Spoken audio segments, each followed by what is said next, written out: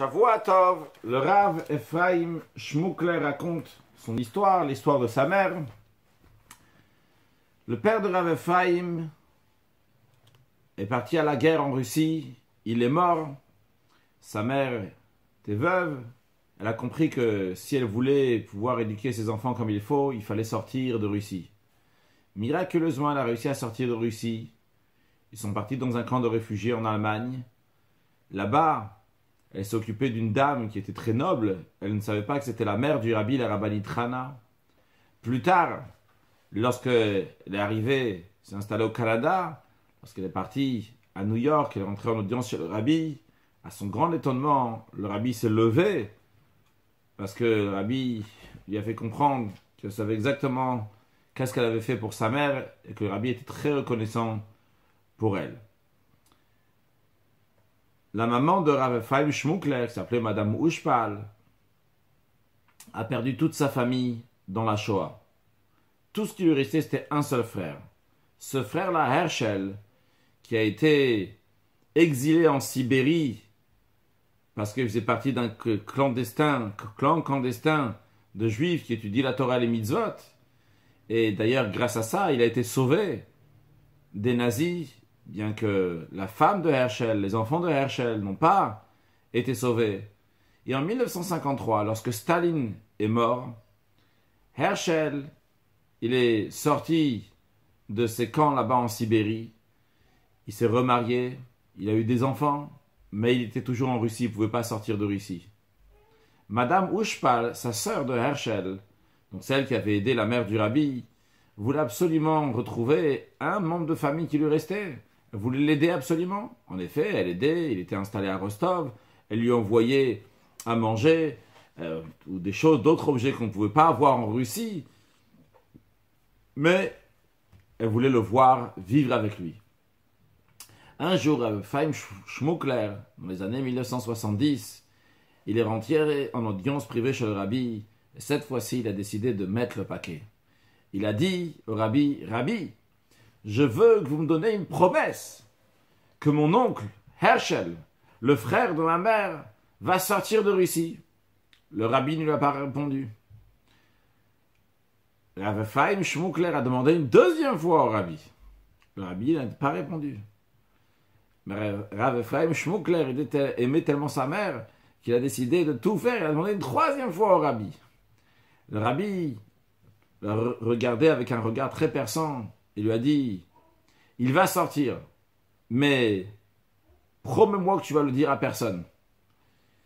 Tout de suite, il a dit, Rabbi, je le dirai à personne.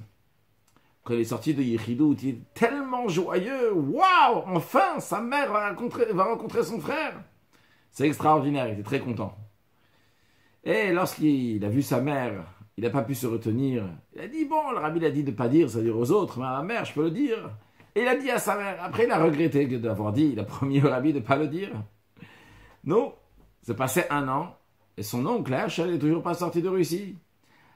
Il est rentré en Yechidut chez le rabbi. Cette fois-ci, il n'a pas eu l'audace de demander une promesse. Il savait qu'il n'avait pas tenu à ce qu'il avait dit.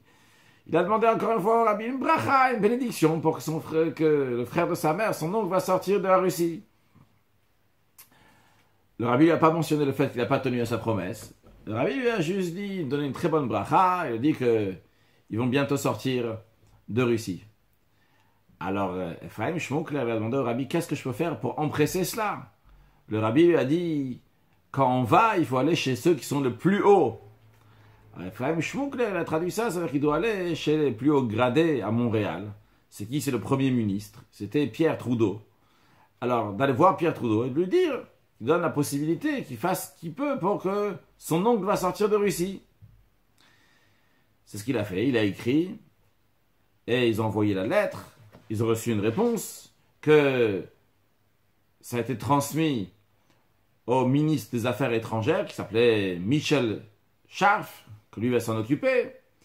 Et en effet, il a reçu une permission pour venir habiter à Montréal, au Canada, là où se trouvait Ephraim Shmukler et sa mère. Très bien. Ils ont envoyé à Herschel, qui était en Russie, qu'il a la permission pour venir habiter au Canada, pour retrouver la famille. Donc, va, ils ont dit à Herschel, va au bureau d'immigration et demande de pouvoir sortir de Russie pour venir au Canada. C'est ce que Herschel a fait. Lorsque Herschel est parti là-bas, ils lui ont dit, écoute, ici, tu vas pas sortir de Russie. Et pas seulement ça, si tu reviens encore une fois, eh bien, on va te renvoyer encore une fois en Sibérie.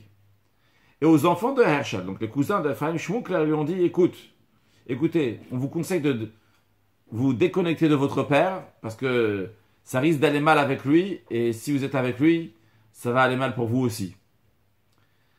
À tel point que Herschel, il a envoyé une lettre à sa sœur. Il lui a dit, je t'en prie, arrête de demander que je sorte de Russie, ça va être mal pour moi. Ephraim Shmukler, il savait qu'il y a une bracha du rabbi. Et il a dit, c'est sûr, il va sortir. Qu'est-ce que je dois faire? Qu'est-ce que j'ai mal fait? Il s'est dit, ce qu'on n'a pas fait, c'est que le rabbi, il a dit d'aller chez le plus haut. Et nous, on a eu affaire avec les gens qui étaient, donc le ministre des Affaires étrangères, l'un et l'autre, des personnes qui sont dans le bureau à Ottawa. Mais pas le président, pas le premier ministre lui-même. Il faut voir avec Pierre Trudeau lui-même. Le rabbi a dit, allez chez le plus haut. Alors, il a réécrit une lettre, il a dit, il veut que Pierre Trudeau lui-même, personnellement, va s'occuper que ce frère de sa mère va sortir de Russie. À ce moment-là, il y avait le premier ministre de la Russie, qui s'appelle Alexei Koussegin, peut-être je prononce pas bien son nom, qui était là-bas, qui était au Canada. Et en effet, Pierre Trudeau, il a parlé de Herschel pour qu'il sorte de la Russie. Pas longtemps après, Herschel, qui était en Russie, il reçoit une invitation du bureau des immigrations. Il avait vraiment très peur lorsqu'il est parti là-bas. Et lorsqu'il arrive, il voit le responsable qui lui propose un café, une cigarette, et il lui dit qu'il a une permission de sortir de la Russie. Et il lui dit, tu sais, depuis que je travaille ici, ça m'est jamais arrivé que quelqu'un qu'on a interdit de sortir de Russie comme ça, on l'invite de Moscou, on m'a appelé pour me dire, de te dire que tu puisses sortir de Russie. Sûrement, tu as des relations avec des personnes qui sont très haut gradées. En effet, pas longtemps après, Herschel, l'oncle de Ephraim Shmukler, est arrivé au Canada. Comme vous pouvez voir ici, dans cette image, on voit ici Ephraim Shmukler qui est en train de regarder sa mère et le frère de sa mère, donc son oncle, quand ils sont en train de se retrouver lorsqu'ils viennent d'arriver. Et lorsqu'il est arrivé, la première des choses qu'il voulait faire, c'est aller à New York pour pouvoir voir le rabbi. Il est rentré en audience chez le rabbi et il a demandé au rabbi, Rabbi, je veux une bénédiction pour que le frère de ma femme va pouvoir sortir de Russie avec sa famille lui aussi. Le rabbi a fait un sourire, il a dit, lui aussi va sortir de Russie, il n'aura pas besoin de si grands miracles comme il y a eu pour toi. Mais il va sortir lui aussi. En effet, pas longtemps après, lui aussi, ils sont sortis de Russie, ils sont partis habiter en Eretz Israël. En ce qui concerne l'oncle de Ephraim Shmukler, donc Herschel, lui s'est installé au Canada. Ils ont été invités à Ottawa pour rencontrer le Premier ministre. Et lorsque le Premier ministre il est rentré pour rencontrer ces Juifs-là qui sont sortis de Russie avec Ephraim Shmukler, pour le remercier, comme vous pouvez voir ici, ce qui a été imprimé dans le journal, ici on voit le président Pierre Trudeau qui a le mérite de recevoir un bisou sur ses deux joues d'un chassid, comme vous pouvez voir ici, pour le remercier. Qu'est-ce qu'on voit dans cette histoire? Évidemment que le rabbi voit des choses, le rabbi il est sûr et certain qu'il va sortir de Russie, et il dit chez qui il faut aller, etc. Mais le message que nous on peut en tirer de cela, c'est que le rabbi dit quand on va, il faut aller chez le Herste, il faut aller chez le plus haut directement. Et ça rejoint l'idée, l'esprit de ce Shabbat, c'était le Yud Gimel Tishri, le jour de Iloula du 4e rabbi de Chabad, le rabbi Maharaj, rabbi Shmuel, qui a ces proverbes que le rabbi a répété dizaines de fois, c'est que le monde dit que lorsqu'il y a un obstacle, on ne peut pas passer par en dessous, on passe par au-dessus. Mais moi je dis, le rabbi Maharaj dit, moi je dis, le Chatri la Hariber, que depuis le début, il faut aller au-dessus de tout. Alors le message il est, comme le rabbi dit ici, quand on va aller directement chez le plus haut.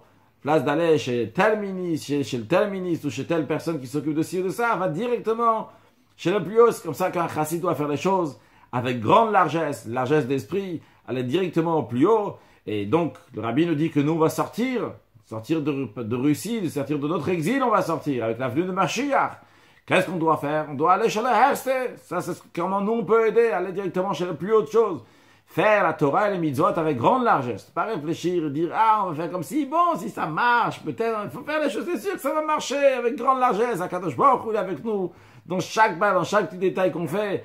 Alors, quand on sait qu'on est des rois, parce que c'est pas nous le roi, c'est Dieu qui est le roi, qui s'exprime à travers nous lorsqu'on étudie la Torah, lorsqu'on accomplit les mitzvot, alors automatiquement, toutes les choses sont faites de manière beaucoup plus royalement. Et par cela, on prend part nous aussi pour amener la venue de Mashiach, Now Shavua Tov.